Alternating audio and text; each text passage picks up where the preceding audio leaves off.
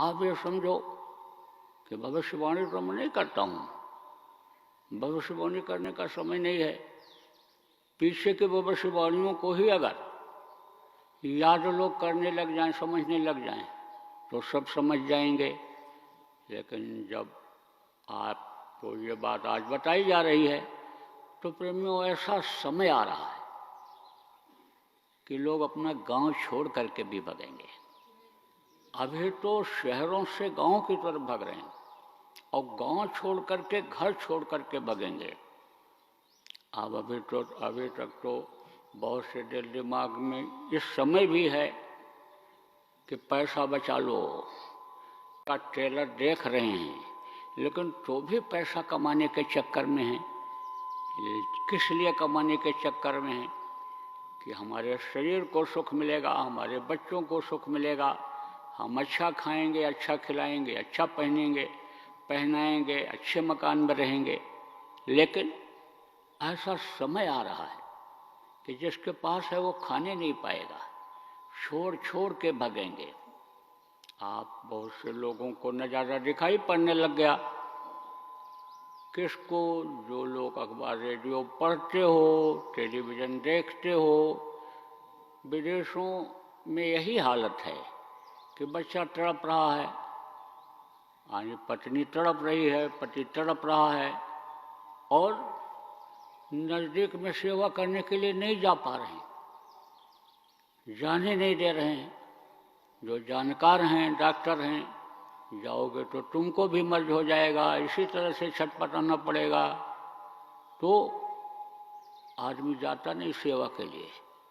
जो एक दूसरे का वादा करते थे कि मरेंगे साथ, मरेंगे रहेंगे साथ, एक दूसरे के लिए मर मिट जाएंगे। आप ये समझो तुम मर जाओगे, हम सती हो जाएंगे। आप ये समझो वही लोग अपने अपने जान बचाने के लिए उनके नज़दीक नहीं जा रहे हैं। शादी ब्याह किया, हाथ पकड़ाते हैं। बहुत सी चीज़ें ऐसी हैं कि जिनके बारे में लोगों को जानकारी नहीं है कि ऐसा क्यों होता है। लेकिन वो एक परिपाटी प्रणाली चली आ रही है कि जब शादी ब्याह होता है तो लड़का लड़की हाथ पकड़ते हैं, ऐसे कहते ये पंजा पकड़ो। ऐसे क्यों पकड़ते हैं?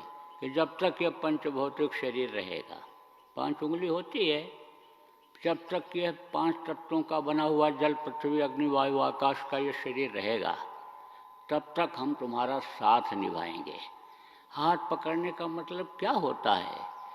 कि साथ निभाएंगे। कब तक साथ निभाएंगे? जब तक यह पंचभौतिक शरीर रहेगा। एक दूसरे का हाथ पकड़ते हैं। अब आप ये समझो कि जब कहते हैं सबके जान के ऊपर आफत आती है तब अपनी जान आदमी बचाता है। तो जब ऐसा समय आएगा, हम तो ये चाहते हैं भारत देश में अन्य देशों की तरह से समय ना आवे, लेकिन अब भी अगर नहीं सोचेंगे लोग, अब भी आगाह नहीं होंगे, तो कहते हैं होने को जल्दी कोई टाल नहीं पाता है, होने टालना बड़ा मुश्किल होता है। अब या तो इतने कर्म रहें, अच्छे लोगों के कर्म बन जाएं कि होने को टाल दें।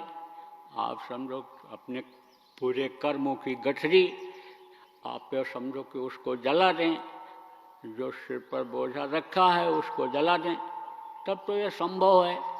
और अगर नहीं मानेंगे तो तकलीफें तो भी आगे आएंगी।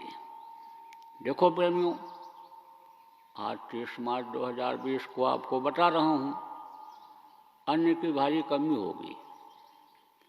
दवाएं तो मिलेंगी नहीं और अन्न की भी भारी कमी होगी। बहुत पहले कहा गया था कि आप समझो कि अन्य दवाओं की तुम लोग खोज कर लो, जो जानकार हो वैद्य लोग रख लो, ये संजीवनी का काम करेंगी दवाएं। जो जड़ी बूटियां हैं, देसी चीज़ें हैं। बताया गया था कि तुलसी का पौधा अपने गमले में ही चाहे लगा लो, खेत में डाल दो इसको, नीम का पौधा लगा लो, नीम के पेड़ रख लो, बना लो, नीम का पेड़ मत काटो, उसको बचाओ। आपको बताया गया था ये सोंठ, मिर्च और पीपल, इन चीज़ों की खेती करो। आज भी दोहरा रहा हूँ, ये चीज़ें आगे के लिए बहुत फ़ायदेमंद होंगी।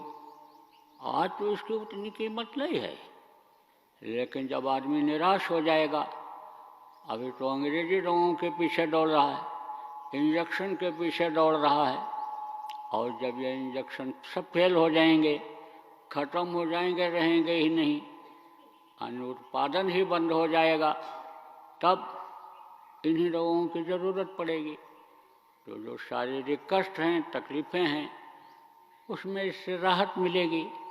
अभी अगर कोई पेट भरा हुआ आदमी है, जिसको भूख नहीं है, उसको अगर आप बढ़िया से बढ़िया चीज़ खिलाओ तो उसकी कोई कीमत नहीं लगाएगा।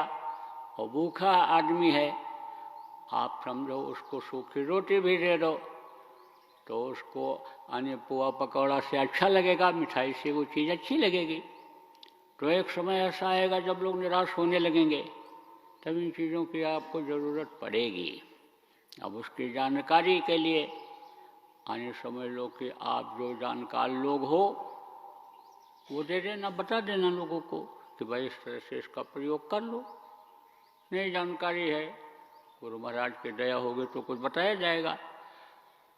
आपको मैं बता रहा था कि अन्न की भारी जब कमी होगी और लोग भूख से तड़पेंगे, तभी अब मन कहेगा कि नाली में जो पड़ी हुई रोटी है, लाओ इसको उठा करके और धो करके खा लें। समझो कि पेट में कोई चीज़ पड़ जाए, तो ऐसा समय भी हमको दिखाई पड़ रहा है। हम तो ये नहीं चाहते हैं, प्रार्थना मालिक से करते हैं, वो ये दिन न दिखाओ लोगों को, भूख से तड़पा करके मत मारो। लेकिन अब कर्मों के आधार पर वो समय आ जाए, लोगों के बताने पर, चेताने पर लोगों के समझ में ना आवे और कर्मों की सज़ा मिलने लग जाए, तो अब उसके लिए क्या कहा जाए। पेड़ लगाने वाला कभी ये नहीं चाहता है कि ये पेड़ गिर जाए, लेकिन आंधी आ जाए और आंधी में गिर जाए तो पेड़ लगाने वाले की गलती नहीं मानी जाती है। तो गुरु महाराज हमारे पूरे संत थे और उनके आदेश से ये काम कर रहा हूँ, तो मेरे समझ में जो आ रहा है वो आपको मैं बता रहा हूँ। बराबर गुरु महाराज भी कहते रहे, मैं भी बराबर कह रहा हूँ कि गाय माता है। माता किसको कहा जाता है? जो पालन करती है, जो दूध पिलाती है, बच्चे को बड़ा करती है, संभाव रखती है।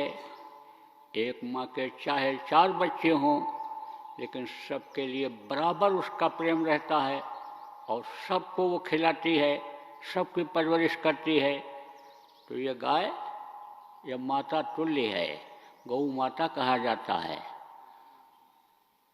माँ जो होती है वो कभी किसी की भी माँ खराब नहीं होती है। आप ये समझो कि माँ से कोई गलती भी बन जाए तो समझो कि माँ ही रहेगी वो, तो माता का बड़ा स्थान होता है। गाय की हर चीज़ें समझ लो मनुष्य के लिए फायदेमंद हैं, रोगनाशक हैं। दूध को तो अमृत बताया ही गया, उसका जो मूत्र है, उसका जो गोबर है, उसके शरीर की जो समझ लो कि एक तरह से गंध है, वो भी कीटनाशक है, लोगों के लिए फायदेमंद है। अब आप ये देखो कि गौशाला में रहने वाले लोगों के रोग जब खत्म हो जा रहे हैं,